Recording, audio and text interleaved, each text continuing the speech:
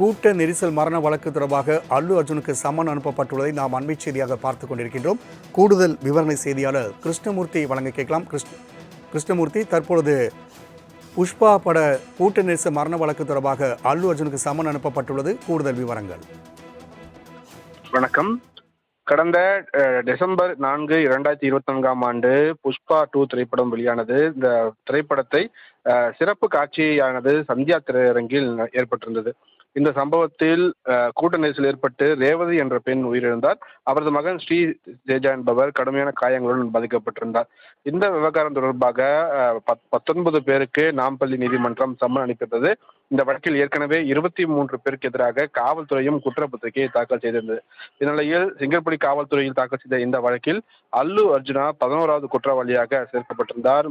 மற்றும் சந்தியா திரையரங்கு சேர்ந்த 10 பேர் முதல் குற்றவாளிகளாக சேர்க்கப்பட்டிருந்தார்கள்.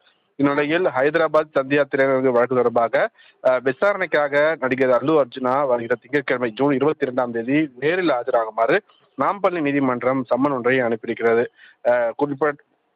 குறிப்பாக இந்த சம்பவம் தொடர்பாக ரேவதி என்ற பெண் உயர்ந்ததாகவும் தேஜா என்பவர் கடுமையான காயங்களுடன் பாதிக்கப்பட்டதால் இது குறித்து அல்லு அர்ஜுனா அவர்களின் சட்டக்குழு கூறுகையில் இந்த வழக்கின் விசாரணைக்காக தான் தற்போது வருகிற திங்கட்கிழமை நடிகர் அல்லு அர்ஜுன் நேரில் ஆஜராகுமாறு நாம்பள்ளி நீதிமன்றம் சம்மன் அளிப்புள்ளதாகவும் இந்த விவகாரம் குறித்து மேலும் விவரங்களை பின்னர் தெரிவிப்பதாக அவர் தரப்பு வழக்கறிஞர் தெரிவித்திருக்கிறார்.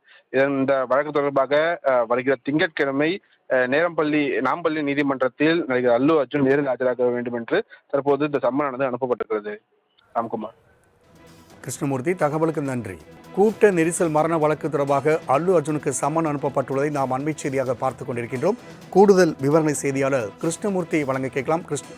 கிருஷ்ணமூர்த்தி, தற்பொழுது புஷ்பா பட கூட்ட நெரிசல் மரண வழக்கு தொடர்பாக அல்லு அர்ஜுனுக்கு சம்மன் அனுப்பப்பட்டுள்ளது. கூடுதல் விவரங்கள். வணக்கம். கடந்த டிசம்பர் 4, 2024 புஷ்பா 2 திரைப்படம் வெளியானது. இந்த திரைப்படத்தை சிறப்பு காட்சியானது சந்தியா திரையரங்கில் ஏற்பட்டிருந்தது. இந்த சம்பவத்தில் கூட்ட நெரிசல் ஏற்பட்டு ரேவதி என்ற பெண் உயிரிழந்தார். அவரது மகன் ஸ்ரீ தேஜா என்பவர் கடுமையான காயங்களுடன் பாதிக்கப்பட்டிருந்தார். இந்த விவகாரம் தொடர்பாக 19 பேருக்கு நாம்பள்ளி நீதிமன்றம் சம்மன் அனுப்பியிருந்தது. இந்த வழக்கில் ஏற்கனவே 23 பேருக்கு எதிராக காவல்துறையும் குற்றப்பத்திரிகையை தாக்கல் செய்திருந்தது. இந்நிலையில் சிங்கப்பள்ளி காவல்துறையில் தாக்கல் செய்த இந்த வழக்கில் அல்லு அர்ஜுனா 11வது குற்றவாளியாக சேர்க்கப்பட்டிருந்தார். மற்றும் சந்தியா திரையரங்கு சேர்ந்த 10 பேர் முதல் குற்றவாளிகளாக சேர்க்கப்பட்டிருந்தார்கள். இந்நிலையில் ஹைதராபாத் சந்தியா திரையரங்கு வழக்கு தொடர்பாக விசாரணைக்காக நடிகர் அல்லு அர்ஜுனா வருகிற திங்கட்கிழமை ஜூன் 22 நேரில் ஆஜராகுமாறு நாம்பள்ளி நீதிமன்றம் சம்மன் ஒன்றை அனுப்பியிருக்கிறது.